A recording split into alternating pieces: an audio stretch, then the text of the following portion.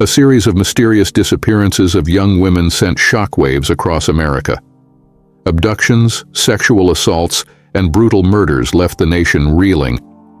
A notorious serial killer wreaked havoc across the U.S. during the 1970s, abducting, sexually assaulting, and killing at least 30 young women.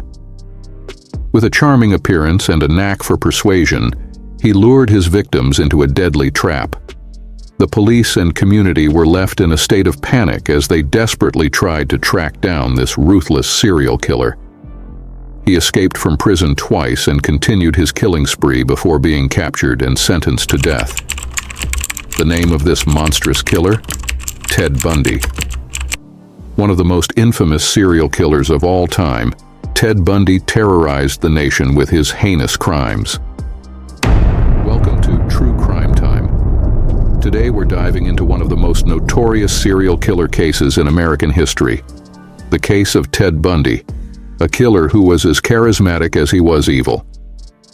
Join us as we uncover how someone like him could commit such horrific crimes.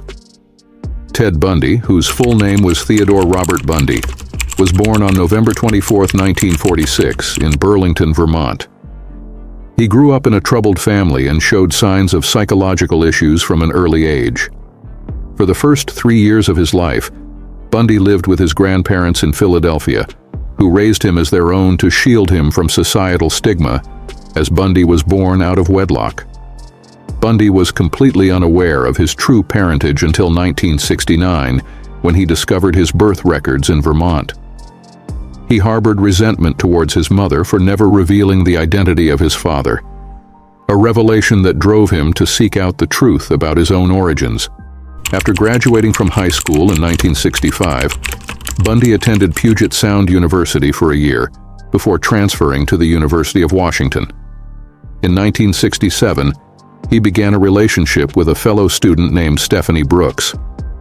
In early 1968, Bundy dropped out of college and took on a series of minimum wage jobs. He also volunteered at the Seattle office during Nelson Rockefeller's presidential campaign and worked as a driver and bodyguard for Arthur Fletcher in his bid for Lieutenant Governor of Washington. In August 1968, Bundy attended the Republican National Convention in Miami as a delegate for Rockefeller.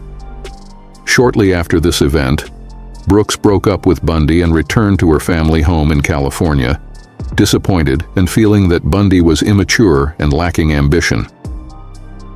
Heartbroken by Brooks's rejection, Bundy traveled to Colorado and then further east, visiting relatives in Arkansas and Philadelphia before enrolling for a semester at Temple University. Bundy returned to Washington in the fall of 1969 and met Elizabeth Klopfer, a divorced woman from Ogden, Utah, who was working as a secretary at the University of Washington's School of Pharmacy. By mid-1970, Bundy focused on his goals and re-enrolled at UW, this time majoring in psychology. He became a distinguished student and earned high praise from his professors. In 1971, Bundy began working at the Seattle Crisis Center. After graduating in 1972, he continued his involvement in the political arena by joining Governor Daniel J. Evans' re-election campaign. In his role as a student, Bundy followed former Governor Albert Rossellini, Evans' opponent, and recorded his speeches for Evans' team to analyze. Evans appointed Bundy to the Seattle Crime Prevention Advisory Committee. Once Evans was re-elected, Bundy was hired as an assistant to Ross Davis, the chairman of the Washington State Republican Party. During a business trip to California in the summer of 1973, Bundy rekindled his relationship with Brooks. She was astonished by the noticeable changes in him. At the same time, Bundy was also dating Klopfer, with neither woman aware of the other. In the fall of 1973, Bundy was accepted into UPS Law School and continued to pursue Brooks. However, in January 1974, Bundy abruptly severed all contact. In reality, Bundy had orchestrated the entire courtship process with the intention of suddenly ending it, seeking revenge for their breakup in 1968. During this time, Bundy began skipping classes at law school. By April 1974, he dropped out entirely. which coincided with the disappearance of several young women in the Pacific Northwest. On the night of January 4, 1974, just after Bundy ended his relationship with Brooks, he entered the basement apartment of 18-year-old Karen Sparks, a student and dancer in Washington.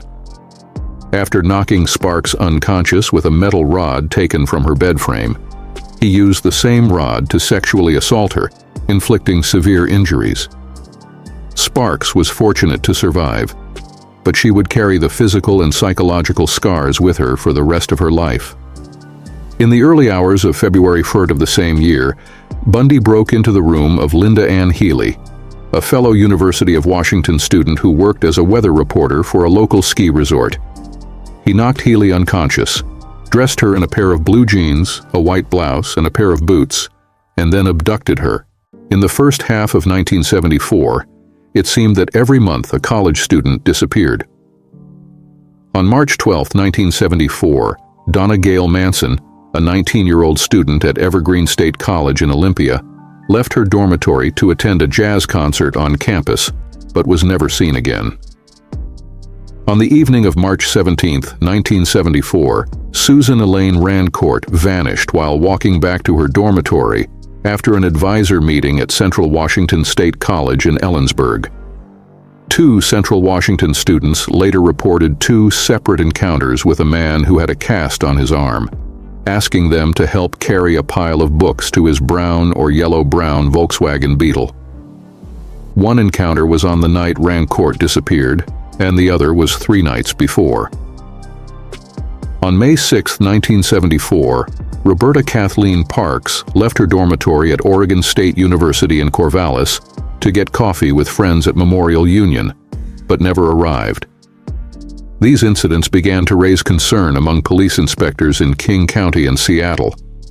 They were unable to find any useful evidence, and the missing women had few commonalities, other than being young, attractive white college students with parted hair. On June 1, 1974, Brenda Carol Ball, a 22-year-old, disappeared after leaving the Flame Tavern in Burien, near Seattle-Tacoma International Airport. She was last seen in the parking lot, talking to a brown-haired man with a cast on his arm.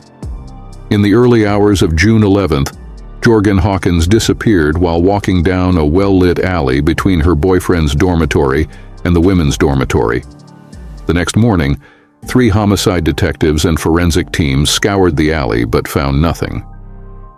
After authorities publicly announced Hawkins' disappearance, witnesses came forward about seeing a man lingering in a back alley near a nearby dormitory on the night Hawkins vanished.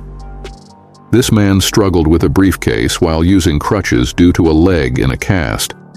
One woman reported that the man had asked her to put the briefcase into his car, which was a light brown Volkswagen Beetle. Bundy later confessed to Keppel that he lured Hawkins to his car before striking her unconscious with a crowbar he had hidden next to the vehicle.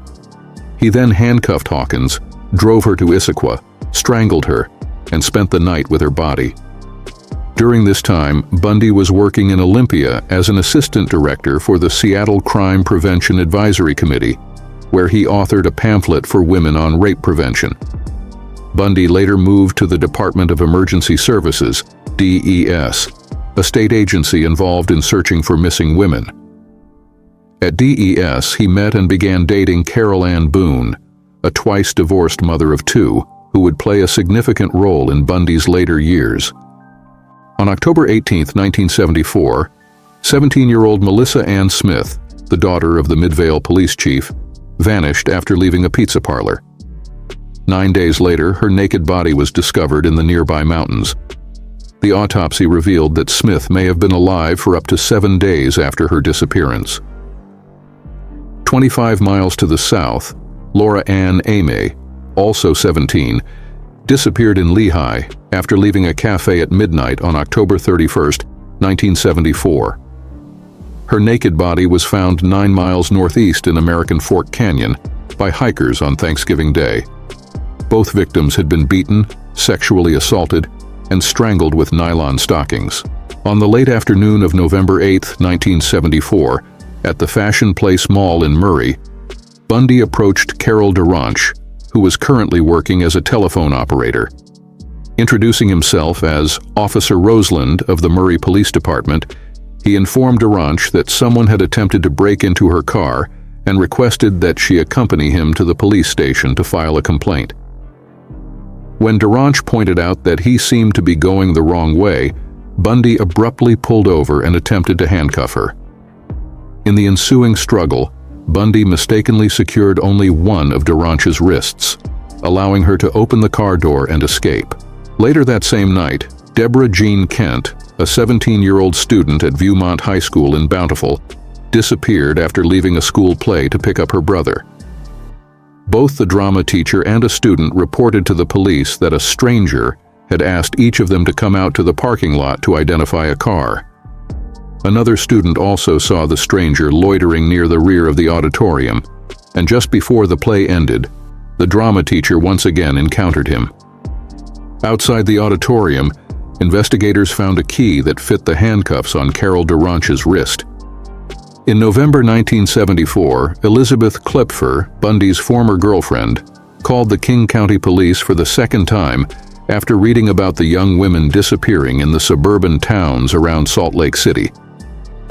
Detective Randy Hergesheimer from the Major Crimes Unit took a detailed statement from her.